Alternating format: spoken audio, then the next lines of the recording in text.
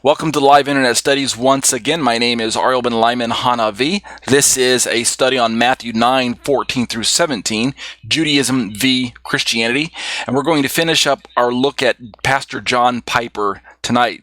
So let's start right here where you can see on my screen where we left off.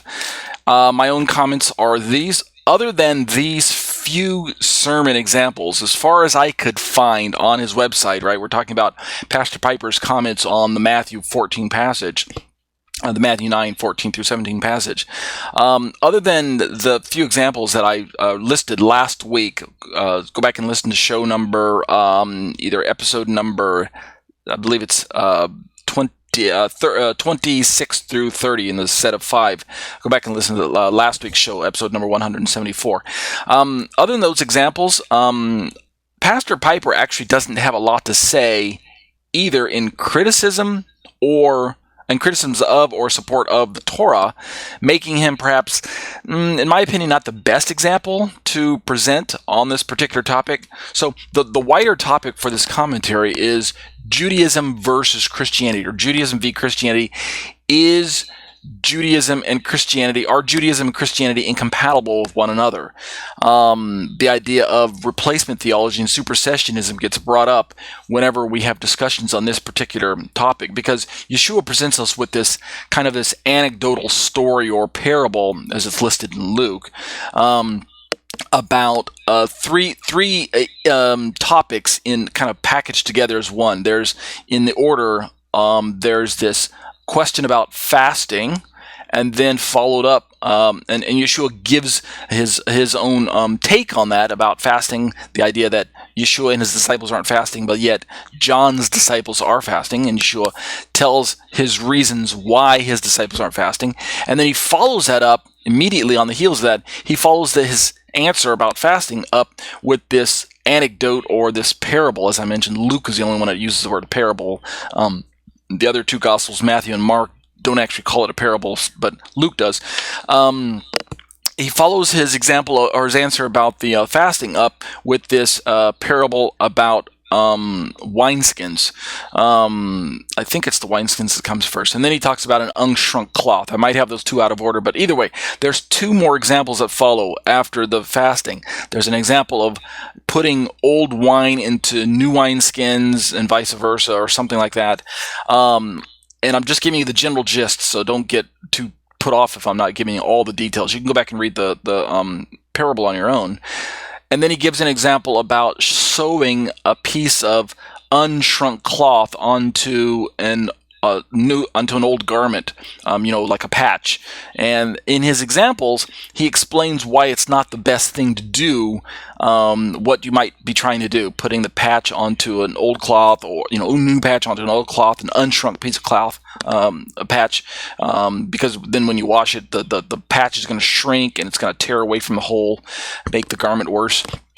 And or the example about the wine is that as wine ferments, it creates gases, and if you pour the new wine into old wineskins, well, then when it goes to expand, it's going to stretch those wineskins, and if they're already old, if they're not already expanded, those wineskins, well, then they're going to burst as they're trying to stretch some more, right? If they're old wineskins, they've already reached the limit of their stretching capacity, and you put more wine in there that's new, or that's expanding some more, it's going to burst. So what you do is, back in that day, you would put new wine into new wineskins, if I'm getting it right, and then that allows for the expansion process to stretch the skin and to allow the wine to ferment without bursting the skin in the process. And the three examples kind of all fit together in most explanations that I've heard. Pastor Piper's no exception. He puts all three of them together. His final analysis, if I remember, is essentially that Yeshua is introducing a new kind of fasting, basically rejoicing, and it's because he interprets the bridegroom in the example as himself. And the bride, of course, is his followers, us included. Therefore, since we got this motif of a wedding, why would we fast when the bridegroom is here, right? It's not a time for sorrow or being somber. The bridegroom has arrived. The time is now for rejoicing. So Yeshua is introducing kind of a new kind of, and I'm putting the word fasting in air quotes here, new kind of fasting according to John Piper. And that's because he's introducing the kingdom. He's bringing the kingdom pass. He's introducing the kingdom of God to the people and bringing that long-awaited promise to Israel to very fulfillment. And so that's a time of rejoicing, not time for fasting. And that part I actually agree with, in the sense that Yeshua is bringing the kingdom, and they hadn't realized that, and that's a time for rejoicing, not time for fasting.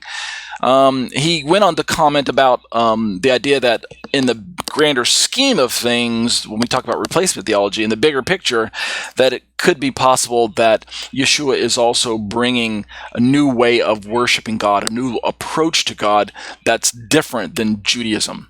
And that's where our study is asking the question, is Yeshua introducing a new way to approach God? Is Judaism out and Christianity going to replace Judaism as the new religion, the new way to approach God? And that's where this topic is getting a lot of mileage. In fact, as we're going to begin to look at our next example, gotquestions.org, we'll see that they do indeed interpret this parable in that very fashion about replacing something old with something new.